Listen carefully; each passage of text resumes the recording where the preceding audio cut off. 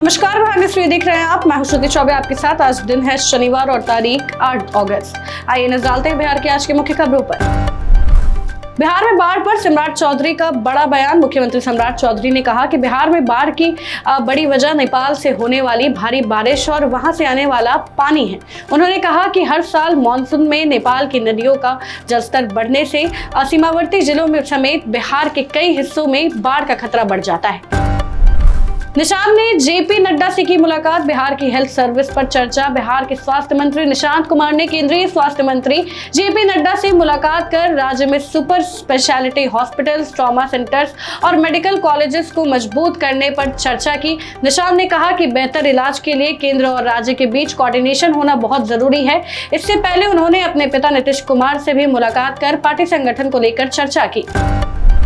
स्वर्ण समुदाय के लिए नोडल अधिकारी पर ललन सिंह का बयान। केंद्रीय मंत्री ललन सिंह ने स्वर्ण समुदाय के लिए सभी जिलों में नोडल अधिकारी नियुक्त करने के सरकार के फैसले को सही बताया। उन्होंने कहा कि समाज के हर वर्ग को सम्मान और अधिकार मिलना चाहिए। उन्होंने ये भी कहा कि SC/ST वर्ग के अधिकारों और सुरक्षा का ध्यान रखा जाए और SC/ST एक्ट का दुरुपयोग ना हो, इस पर भी सरकार को ध्यान देना चाहिए। समाज पे अन्याय ना हो सके। इतना अच्छा है कि समाज के हर वर्ग के साथ न्याय करने का ये तरीका है। समाज के हर तबके के साथ न्याय, और ये बहुत अच्छा फैसला है। समाज का हर वर्ग, SC/ST भी सुरक्षित रहे, उनके साथ भी किसी तरह का अत्याचार नहीं हो, और जो SC/ST एक्ट है उसका दुरुपयोग भी नहीं होता। इसको ध्यान में रखते हुए राज्य सरकार ने आरजेडी में फिर उठे संगठन पर सवाल। आरजेडी विधायक भाई वीरेंद्र ने पार्टी के कुछ नेताओं पर निशाना साधते हुए कहा कि कुछ लोग को पैसा कमाने की भूख है और उनका रवैया सुधरने वाला बिल्कुल नहीं है। उन्होंने जल्द नई कमेटी बनने की बात कही है। वहीं भाई वीरेंद्र ने बिहार की कानून व्यवस्था पर सरकार को घेरा है और आरोप लगाया है कि आम आदमी, किसान और पत्रकार सुरक्षित नहीं है और सरकार अपराध रोकने में विफल रही है। रोज नई नई घटनाएं घट रही है। कभी पत्रकार की हत्या हो रही है, कभी किसी राजनीतिक दल के नेताओं की हत्या हो रही है, कभी मुखिया की हत्या हो रही है, कभी पदाधिकारी की हत्या हो रही है, कभी किसान की हत्या हो रही है, कभी मजदूर की हत्या हो रही है, कभी छात्र और नौजवान की हत्या हो रही है। ये तो गजब बात है। मैंने आग्रह किया था माननीय मुख्यमंत्री जी से आपके माध्यम से कि बिहार में अपराध का ग्राफ बढ़ता जा रहा है, कौन लोग इसमें शामिल है, आप उसको पकड़ने का काम कीजिए। जीतन राम मांझी ने नीट पेपर लीक, पीके और सीएम को लेकर दिया बयान। केंद्रीय मंत्री जीतन राम मांझी ने नीट पेपर लीक पर विपक्ष को घेरा और कहा कि केंद्र ने सख्त कानून बनाया है जबकि विपक्ष सदन में सिर्फ हंगामा कर रहा है। प्रशांत किशोर की जीत को उन्होंने बड़ी बात नहीं बताया और कहा कि चुनाव में एनडीए के कोऑर्डिनेशन की कमी की वजह से ये नतीजे आए हैं। वहीं सम्राट चौधरी को सीएम बनाए जाने के फैसले को उन्होंने नीतीश कुमार और एनडीए का सामूहिक फैसला बताया। आज मोहन भागवत तो बोले हैं कि भाई बच्चे हमारे हैं, इनकी मांगे जायज है, इस पर विचार करना चाहिए। और सही बात है, नरेंद्र मोदी जी इस पर विचार किए। जिस तरह की बातें उन्होंने की, सारी मांगों को एक तरह से पूरा कर दिए।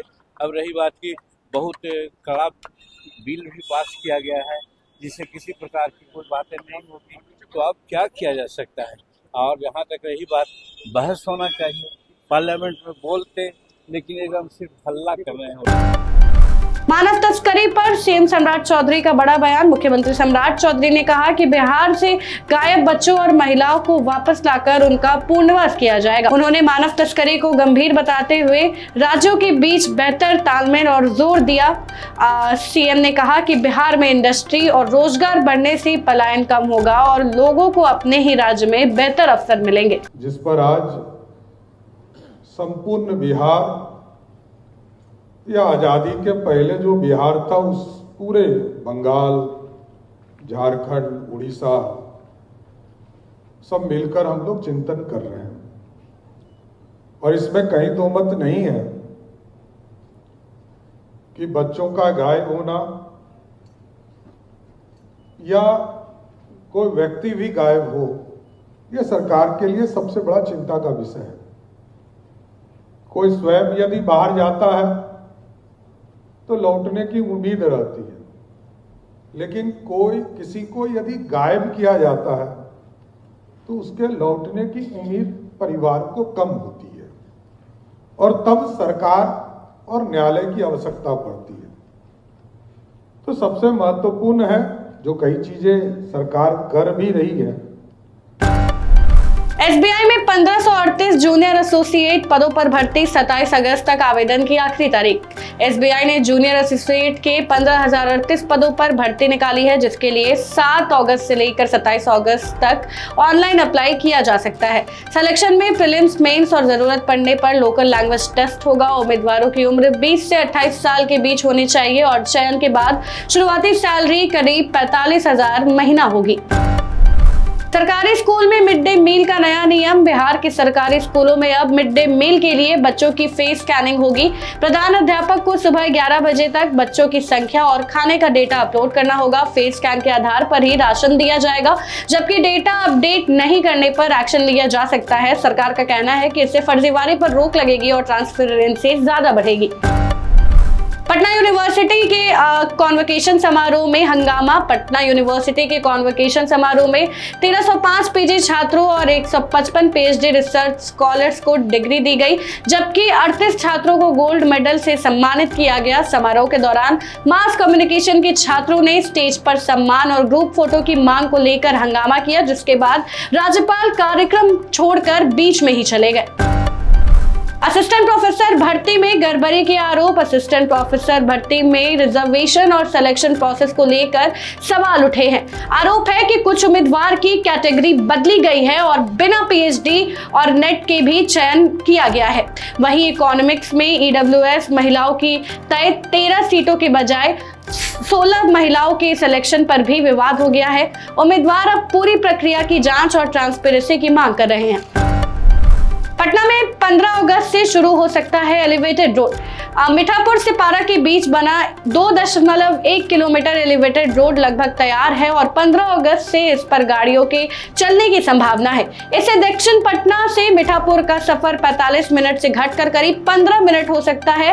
वहीं करबी गैया गोलंबर भी 15 अगस्त तक चालू होने की उम्मीद है, जिससे आसपास के इलाकों में ट्रैफिक जाम से राहत मिलने की संभावना है।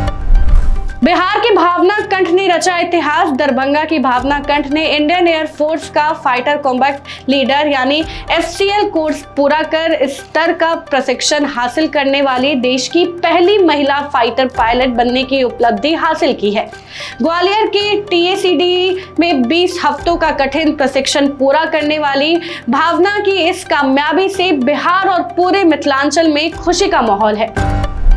50,000 की रिश्वत लेते उद्योग विभाग के GM गिरफ्तार। अररिया में विजिलेंस डिपार्टमेंट ने जिला उद्योग विभाग के GM अनिल कुमार मंडल को 50,000 रुपए रिश्वत लेते रंगे हाथों गिरफ्तार कर लिया है। आरोप है कि उन्होंने 17 लाख रुपए की मशीन दिलाने के बदले रिश्वत मांगी थी। शिकायत के सत्यापन के बाद विजिलेंस टीम ने जाल बिछाकर अधिकारी को पकड़ा। उनके खिलाफ भ्रष्टाचार निवारण अधिनियम के तहत मामला दर्ज कर आगे की कार्रवाई की जा रही है। न्यू डाक बांग्ला चौराहे के बेसमेंट में मिला शव। पटना के न्यू डाक बांग्ला चौराहे के हेड़ा एनक्लेव के बेसमेंट में एक व्यक्ति का शव मिलने से हड़कंप मच गया।